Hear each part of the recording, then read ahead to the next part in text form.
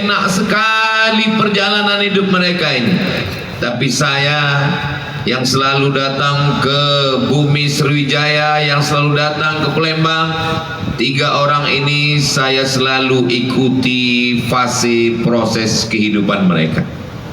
Ketika, mohon maaf, bukan ingin membangkit luka Bapak Haji Armanderu, tapi ketika saya datang saat 40 hari almarhumah pulang dari situ, saya berpikir, kira-kira Pak Haji Armanderu ini apakah masih sanggup menjalani hidup ke depan? Pukulan yang paling berat dalam hidup adalah Nabi menyebutnya as-sadmatul ula, pukulan yang sangat keras, pukulan yang sangat kuat, mesti kuat mengembalikannya kepada Allah. Inna lillah wa inna ilaihi raji'un. Buah hati belayan jiwa, hasil dari cinta dan kasih sayang, dibesarkan dari mulai kecil sampai besar dan dewasa, tiba-tiba ditarik oleh Allah Subhanahu wa ta'ala, dan beliau lulus melewati ujian itu. Rupanya Allah ingin membalas, dan akhirnya hari ini kita melihat apa yang diinginkan Allah, supaya semuanya diserahkan kepada Allah, semuanya pinjaman dari Allah, semuanya hanya diberikan Allah sekejap, setelah itu ditarik oleh Allah, dan mulut berkata, pikiran mengembalikan, hati menenangkan, mulut mengucapkan inna lillah wa inna ilaihi raji'un. Bagaimana pula dengan Bapak Ratu Dewa? Dikatakan sebagai orang kampung, tak punya potongan untuk jadi pejabat, tidak layak untuk menjadi pemimpin, dipermalukan di depan orang banyak, ratusan orang. Jangankan untuk menjadi pemimpin, mimpi pun tak layak. Tapi beliau bisa menahan emosinya. Saya yang mendengarkan pula yang emosi. Beliau bisa menahan, beliau tidak membalas, beliau balas dengan perbuatan baik. Lalu kemudian hari ini kita melihat balasan. Apa janji Allah? Innama yuwaffas sabiruna ajrahum bighairi hisab. Orang yang sabar akan diberikan balasan bighairi hisab. Bighairi hisab artinya tak bisa dihitung, unlimited. Tapi ada makna lain dari bighairi hisab, maknanya tidak terfikirkan oleh akal manusia. Yang dikatakan dari kampung, yang dikatakan jangankan jadi pejabat, mimpi saja tidak layak, maka Allah berikan balasan, wa razaqahu min haitsu la yahtasib, diberikan rezeki dari jalan yang tidak disangka-sangka. Lalu kemudian bagaimana pula dengan wakil wali kota Bapak Prima Salam? Saya melihat beliau datang ke rumah saya, sampai beliau pada level naik pesawat tidak lagi baca doa, mau selamat, mau mati, meletuklah pesawat ini. Sampai ketika beliau datang ke rumah saya setelah beliau pulang, besok pagi yang pertama saya tengok handphone, apakah ada kabar beliau sudah innalillah wa inna ilaihi raji'un. Rupanya beliau lewati fase kehidupan itu. Akhirnya sampai 2025, 3 orang yang sudah melewati gelombang kehidupan, karangnya tajam, ombaknya deras, anginnya puting beliung. Akhirnya mereka sampai ke Pulau Harapan. Kenapa perlu saya sampaikan malam ini? Supaya kita semuanya mengambil pelajaran dari hidup kita. Mudah-mudahan kita semua pun lulus melewati ujian-ujian kehidupan ini, insya Allah. Amin ya Rabbal. Kadang kalau kita ini menyangka hidup kita ini yang paling hebat ujiannya, hidup kita yang paling dahsyat cobaannya, kita menganggap hanya kita saja yang diuji Allah, yang lain tak ada ujiannya. Oh, enaklah kamu ya, pergi ke sana, pergi ke sini, jalan ke sana, jalan ke sini. Saya nggak bisa pergi kemana-mana, saya hanya di rumah saja duduk. Kenapa kamu duduk di rumah? Kening saya bebisul, malu saya jumpa orang, jadi saya di rumah saja. Sedangkan kamu enak sekali, nggak ada ujiannya, ke sana kemari, jalan sana jalan sini. Apa kata yang jalan sana jalan sini? Menurut kamu, kamulah yang paling berat ujiannya karena kening kamu berbisul. Malu kamu jumpa jiran, kawan, tetangga, tapi kamu tak tahu ujian saya. Tahu kamu ujian saya, kenapa saya kesana kemari, jalan sana jalan sini? Karena bisul di belakang, saya tak bisa duduk. Jadi sebenarnya setiap kita ini punya masalah, bukan punya bisul. Saudara yang dimuliakan Allah Subhanahu wa taala, nampaknya air tenang, nampaknya tak bergelombang, tapi kita tak tahu rupanya di dalam itu air sangat mengerikan. Maka insya Allah kalau kita berserah kepada Allah, la haula wala quwwata illa billah. Saya yakin dan percaya 3 orang yang berada di hadapan kita ini, yang sekarang sedang duduk di hadapan kita, adalah orang-orang yang ketika ujian itu datang, mereka kembalikan kepada Allah dan Allah berikan balasan. Begitu jugalah dengan Sayyidina wa Maulana wa Syafi'ina wa Zuhrina wa Qurrati A'yunina Muhammad sallallahu alaihi wasallam. Dijatuhkan Allah sejatuh-jatuhnya, serendah-rendahnya, lahir ke atas dunia, ayahnya sudah tidak ada. Dibesarkan umur 6 tahun, ibu dipanggil Allah Ta'ala.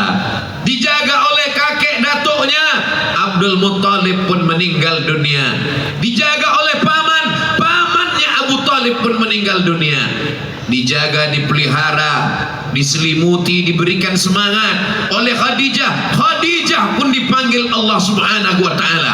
Anak-anaknya Zainab, Ruqayyah, Ummu Kulsum, Fatimah Zahra, 3 meninggal dunia ketika Nabi masih hidup. Hanya Sayyidatuna Fatimah yang meninggal 6 bulan sesudah Nabi meninggal. Lalu bagaimana dengan anak laki-lakinya, Al-Qasim, Abdullah, Ibrahim? Semuanya meninggal ketika dia masih hidup. Pergi ke orang Taif, tidak menyambutnya dengan tola'an alaina. Orang Taif tidak menambutnya dengan marhaban ya Nural Aini, marhaban ya Jaddal Husaini. Mereka sambut dia dengan lemparan batu, kayu, kotoran unta. Tapi dia berserah diri kepada Allah. Kenapa kadang hidup ini begitu keras? Supaya sujud kita lebih lama, supaya terasa manisnya munajat subhana rabbiyal a'la wa bihamdi. Kenapa ujian itu begitu berat dalam hidup kita? Supaya kita hanya berserah kepada Allah. Inna salati wa nusuki wa mahyaya wa mamati lillahi rabbil alamin. Bapak Gubernur Sumatera Selatan, Bapak Haji Herman Deru, diberikan Allah kekuatan melewatan ujian pukulan berat dalam hidup supaya bisa memimpin Sumatera Selatan tetap menjadi negeri Darussalam, baldatun thayyibatun wa rabbun ghafur. Allah berikan itu kepada Bapak Ratu Dewa supaya apa? Supaya bisa dibuatnya Palembang ini berdaya. Dari mana Ustaz tahu? Ada tulisannya di sana. Tapi Ibu yang dimuliakan Allah Subhanahu wa taala, tentunya janji-janji insyaallah dengan kekuasaan Allah, dengan ada usaha dan ikhtiar akan terwujud insyaallah. Amin ya rabbal alamin. Di antara janji Bapak Prima Salam ke saya, nanti Ustaz Somad akan naik perahu di Sungai Musi, airnya jernih sampai nampak antu banyu mengikuti. Nah, itu makanya sudah 3 hari saya di sini belum ada dibawanya lagi naik. Tapi Ibu yang dimuliakan Allah Subhanahu wa taala, idza haddatsa kadzaba, kalau bicara dusta, wa idza wa'ada akhlafa, kalau berjanji ingkar, wa idza tumina khana, kalau diberi amanah berkhianat. Mudah-mudahan pemimpin kita diselamatkan Allah dari sifat-sifat ini dengan kita jaga dengan baik, kita doakan. Saya yakin dan percaya kemenangan mereka bukanlah kemenangan pribadi, tapi kemenangan umat, kemenangan dakwah, kemenangan para ulama, kemenangan para habaib, kemenangan para asatis, kemenangan masfurah, kemenangan kita bersama. Tidak ada lagi nomor-nomor, tidak ada lagi beda pilihan. Semuanya berbuat untuk untuk Sumatera Selatan, untuk Palembang, menuju ridha Allah. Baldatun thayyibatun wa rabbun ghafur. Mudah-mudahan Allah meridhai kita semua insyaallah. Amin. Seandainya doa kita makbul dan doa itu cuma satu, jangan minta istri solihah, karena kalau istri solihah hanya kamu saja yang dapat nikmatnya. Seandainya doamu makbul, wahai perempuan, jangan minta suami yang soleh, karena kamu belum tentu mau berbagi dengan orang lain. Tapi mintalah pemimpin yang adil dan amanah. Kalau dia amanah, satu provinsi akan dapat nikmatnya. Kalau dia amanah, satu kota Palembang akan dapat rahmatnya. Berapa penduduk Palembang sekarang? 1.800.000 orang manusia. Yang tak percaya, hitung sendiri. Ustaz tahu 1.800.000 itu dari mana? Saya tanya Pak Wali tadi.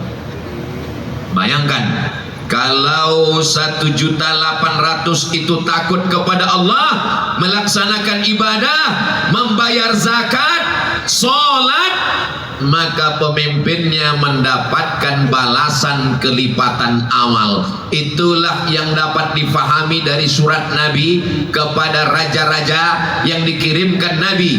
Aslim, masuk Islam kamu, taslam, maka kamu akan selamat. Aslim, masuk Islam kamu, falaka ajrani, kau dapat 2 balasan pahala. Hai Raja Mesir, masuk Islam. Kalau kau masuk Islam, rakyatmu akan dapat 2 balasan pahala. Hai Raja Romawi, masuk Islam. Kalau kau masuk Islam, maka rakyatmu beribadah, kau dapat 2 balasan pahala. Pertama, balasan sebagai pemimpin. Kedua, amal jariah karena rakyatmu ikut berbuat baik. Apa kata seorang filosof, sosiolog muslim bernama Abdurrahman Ibnu Khaldun? Ar-ra'iyah ala dini mulukihim. Rakyat mengikut agama raja-rajanya. Kalau rajanya baik, rakyat ikut jadi baik. Kalau agama rajanya taat kepada Allah, rakyat menjadi ikut kepada Allah. Kenapa kalau disebut Melayu adalah Islam? Karena ketika ulama datang, raja-raja Melayu bersyahadat, asyhadu an la ilaha illallah wa asyhadu anna Muhammadan Rasulullah. Maka kalau sudah disebut Melayu pasti Islam. Melayu adalah Islam. Kalau ada Melayu tidak Islam, hilang me-nya, tinggal layunya. Kalau disebut Minangkabau, itu Islam. Kalau ada Minangkabau yang tidak Islam, hilang Minangnya, tinggal kabaunya. Saudara yang dimuliakan Allah SWT. Tapi Islam, wa ma arsalnaka illa rahmatan lil alamin. Islam tidak rahmatan lil muslimin, Islam tidak rahmatan lil mukminin, Islam rahmatan lil alamin, semesta alam. Walaupun namanya Palembang Darussalam, walaupun namanya Sumatera Selatan Darussalam, tapi yang tidak Islam semuanya tetap mendapatkan salam. Allah yang kita sembah itu diantara namanya Ya Rahman, Ya Rahim, Ya Malik, Ya Kudus. Yang kelima, Ya Salam. Allah yang kita sembah itu salam, maha kedamaian, maha keselamatan. Maka selesai sholat kita katakan Allahumma antas salam wa minkas salam wa ilaika ya'udus salam fahayyina rabbana bisalam. Selamat siapapun yang datang ke Palembang ini, walaupun agamanya beda, walaupun akidahnya beda. Ada orang non muslim yang datang ke Palembang ini tiba-tiba pulang hilang kepalanya. Enggak ada. Paling-paling hilang rendangnya. Itu pun kalau niatnya betul tulus. Tidak mungkin rendang sebanyak itu apinya kecil. Menurut ilmu perendangan, itu rendang itu mesti dimasak paling tidak 4 jam baru matang. Apinya mesti besar. apalagi kalau sampai 100-200 kilo. Jadi kalau apinya kecil, rendangnya sebanyak itu ditinggalkan, itu memang namanya rendang konspirasi. Orang Palembang, jangan tepuk tangan, wajib menjaga harkat martabat harga dirinya. Saudaraku yang dimuliakan Allah Subhanahu wa taala, saya datang kemari sudah bertahun-tahun dibawa oleh Sayyidi Habib Mahdi bin Syihab. Tadi sebelum kemari ziarah dulu ke makam beliau. Untuk Habib Mahdi bin Syihab, untuk Ustadz Taufik Hasnuri, untuk Ustadz Solhas Solihin Hasibuan, 3 orang yang selalu mendampingi saya kemana kemari. Sekarang tinggal 1 lagi, Ustadz Kemas'ad. Mudah-mudahan para asatis maskuroh panjang umur sehat badan. Untuk asatis yang sudah mendahului kita semuanya, untuk mereka Al-Fatihah. A'udzubillahi minasyaitonirrajim. Bismillahirrahmanirrahim. Alhamdulillahirabbil alamin. Arrahmanirrahim. Maliki yaumiddin. Iyyaka na'budu wa iyyaka nasta'in. Ihdinas siratal mustaqim, siratal ladzina an'amta 'alaihim ghairil maghdubi 'alaihim waladdallin. Amin. Mudah-mudahan para asatis yang berjuang demi dakwah, mereka berjuang dengan tablik akbarnya, mereka berjuang dengan maulidnya, mereka berjuang dengan takbirnya. Tapi ada orang-orang yang tidak perlu tablik akbar, nggak perlu ceramah, nggak perlu maulid, mereka hanya cukup dengan tanda tangannya, dia bisa menolong agama Allah. Mudah-mudahan Pak Gubernur, Pak Wali Kota diberikan ujung jarinya, dititipkan Allah untuk menolong agama Allah. Takbir, Allahu Akbar. Orang yang paling rugi adalah orang yang pernah hidup, pernah dititipkan kekuasaan, tapi tidak dipakai untuk menolong agama Allah. Saya yakin dan percaya, duduknya mereka ditampuk kekuasaan, ini adalah doanya para habaib, ini adalah doanya para ulama, ini adalah doanya para wali-wali Allah yang ada terkubur di tanah yang mulia ini. Mereka selalu minta kepada Allah supaya Islam tetap terjaga, supaya pondok pesantren terpelihara, supaya penghafal Quran terlindungi. Mudah-mudahan duduknya mereka menjadi rahmat buat kita semua. Mudah-mudahan itu diperkenankan, dikabulkan, apalagi di malam-malam Ramadan, yang malam ini kita sudah masuk pada malam yang ke-25. Betul? 20? Saya mancing aja sebetulnya.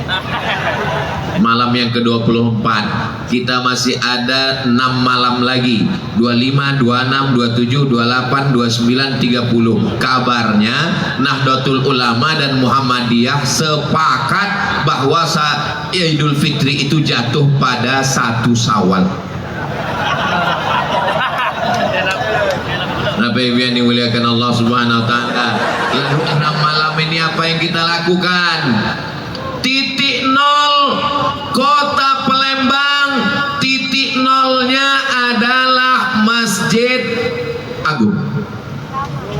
Ada orang titik nolnya di gunung, ada orang titik nolnya di laut.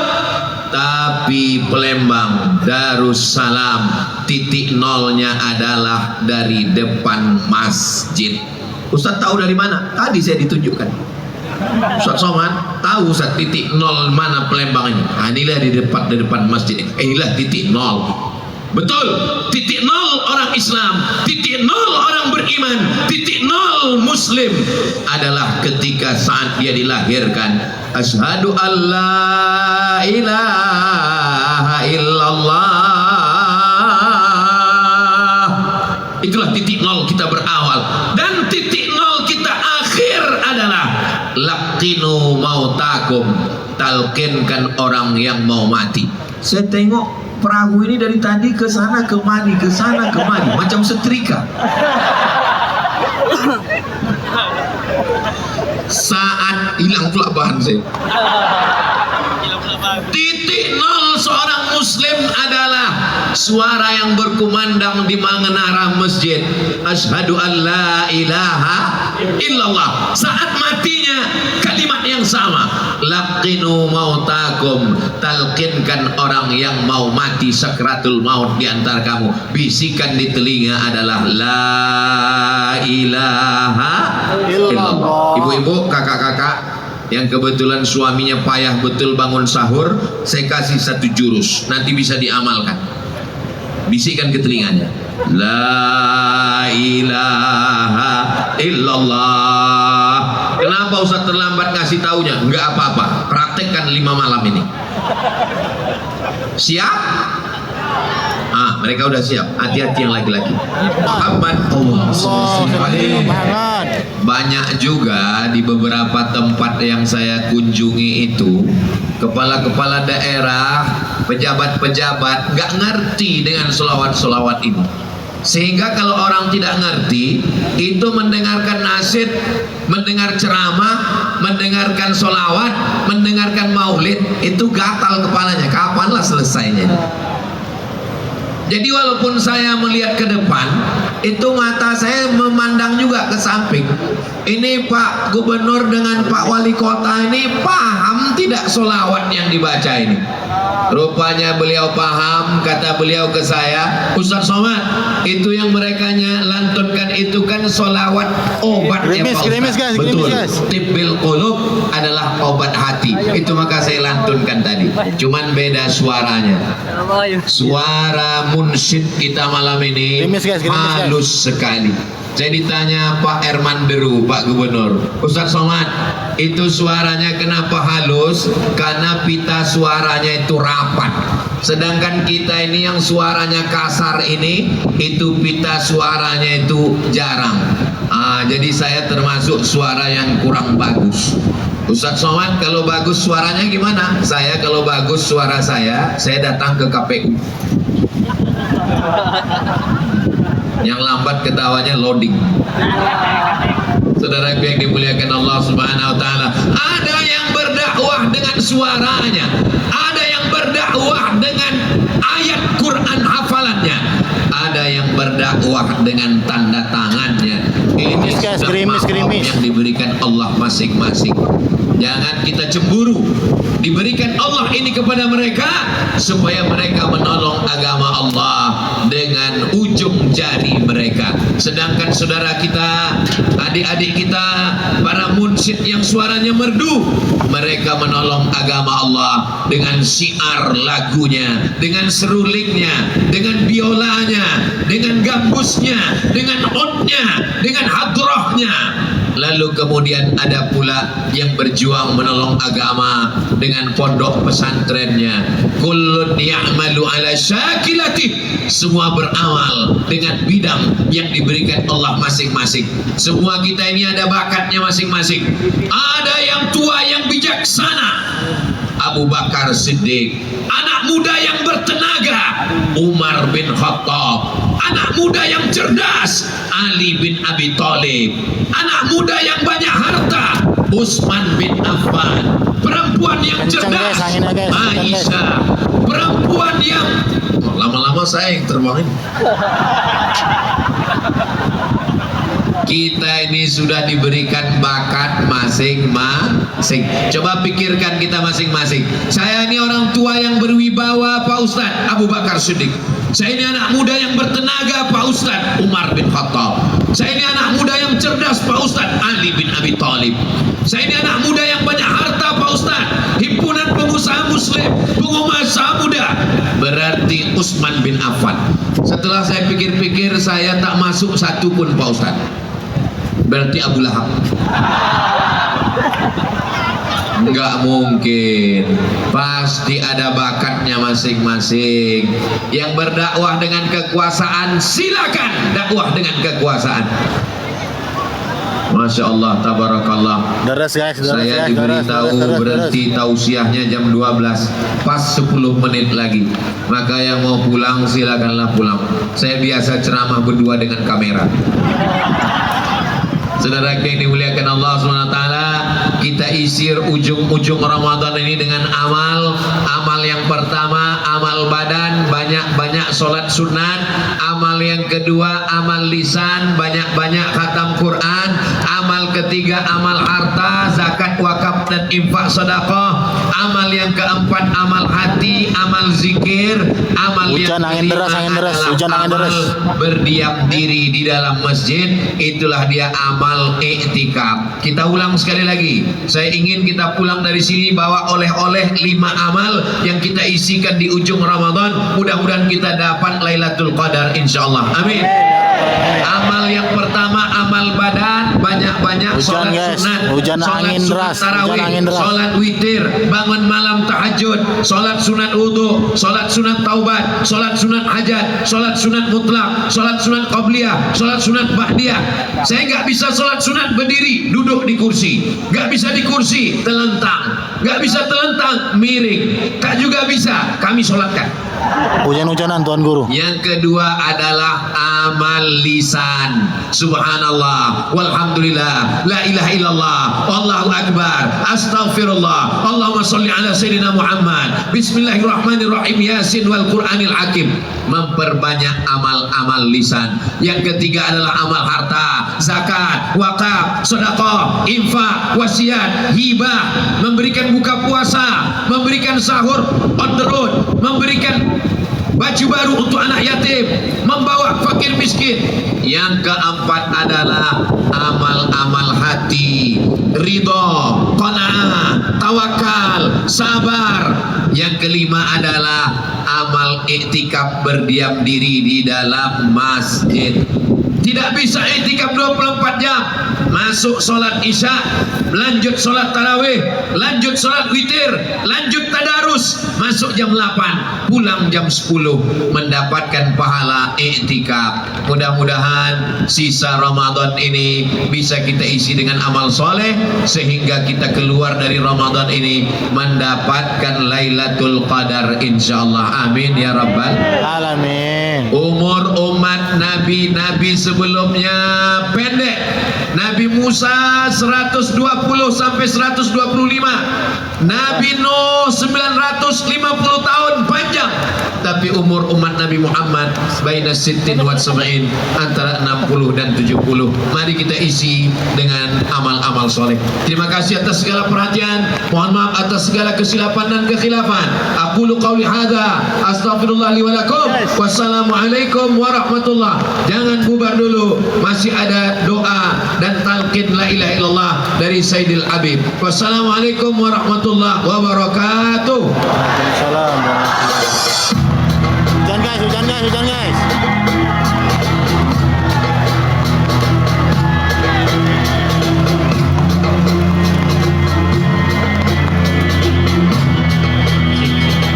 Baik Bapak Ibu yang kami hormati, demikianlah tadi tausiah yang langsung disampaikan oleh yang sama-sama kita hormati dan kita muliakan Ustadz Abdul Somad, dan berkenan ditutup dengan doa Habib Umar